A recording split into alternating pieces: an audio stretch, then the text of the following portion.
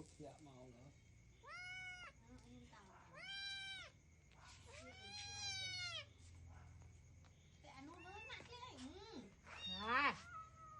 nè nè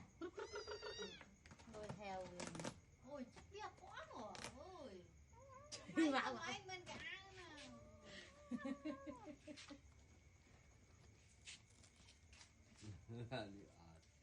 ai thôi vậy thế hả cái đó mà tòa xã đạo xây dựng